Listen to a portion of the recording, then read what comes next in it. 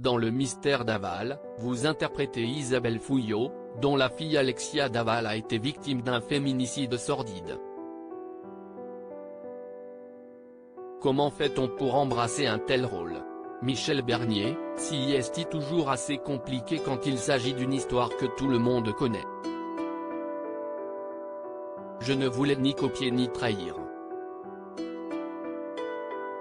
Juste donner de la matière à mon personnage tel que je le percevais, une femme forte et déterminée, qui soutient sa famille et son gendre à bout de bras, quitte à pleurer dans son coin.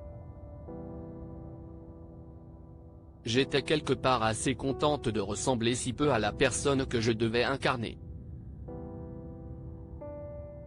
Cela vous a-t-il permis de vous protéger? Sans doute.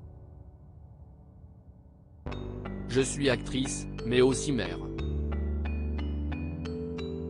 On met toujours un peu de soi dans ce qu'on joue et je ne voulais pas me projeter dans ce drame que personne ne devrait vivre. J'ai presque voulu oublier que le téléfilm racontait une histoire vraie pour garder de la distance, rester la comédienne qui suit les indications d'un scénario. Malgré tout, même si j'étais bien entouré par le réalisateur et les autres acteurs, la charge émotionnelle a été importante.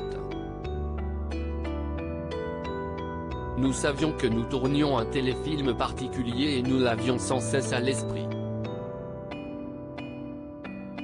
J'espère que les téléspectateurs seront curieux de voir comment nous relatons avec beaucoup de respect cette histoire dont tout le monde a entendu parler. Avez-vous ressenti le besoin de rencontrer Isabelle Fouillot? Non, parce que le scénario se base sur un livre qui retrace l'enquête, auquel le scénariste a ajouté quelques éléments de fiction. Je tenais à garder en tête que nous tournions un téléfilm inspiré de faits réels et non pas un docu-fiction. Vous oscillez entre dignité et souffrance. Une autre Michel Bernier, loin de votre image d'humoriste. Auriez-vous une nouvelle appétence pour les rôles dramatiques? Je pense qu'on a tous besoin, à un moment, de quitter l'autoroute et de prendre d'autres itinéraires, histoire de voir comment ça se passe. Pour moi, un acteur, si est quelqu'un qui essaie d'être authentique dans tout ce qu'il fait, que ce soit drôle ou pas.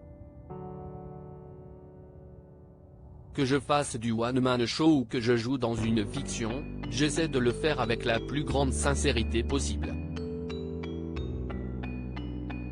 Après, j'aime bien être un peu bousculé, être confronté à des acteurs avec une autre musicalité, un jeu différent. Même dans La Stagiaire où mon personnage est bien installé depuis 8 saisons, on cherche toujours à éviter la routine. Cela explique-t-il que l'on vous retrouve bientôt sur TF1 dans Le Syndrome, une série plus noire que les séries noires? J'ai beaucoup aimé jouer le personnage de cette mère. Elle est tellement particulière, ambiguë. Ce qui fonctionne, si est l'apparence assez joviale de cette grand-mère et maman derrière laquelle se cache un lourd secret.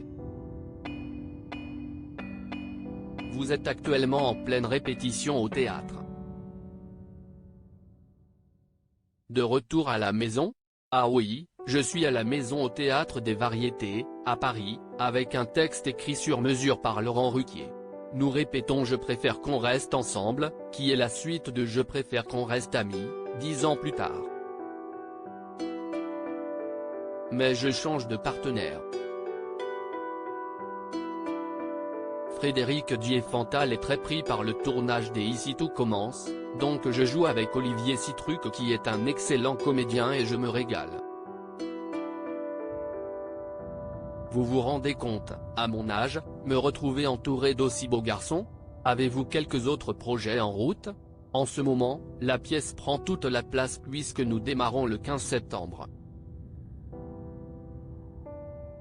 Et au printemps prochain, on devrait tourner la saison 9 de La Stagiaire. On verra si la vie me réserve quelques autres belles surprises. L'affaire Alexia Daval, La vraie histoire, de Laurent Briot et Christophe Dubois, édition Michel Lafon.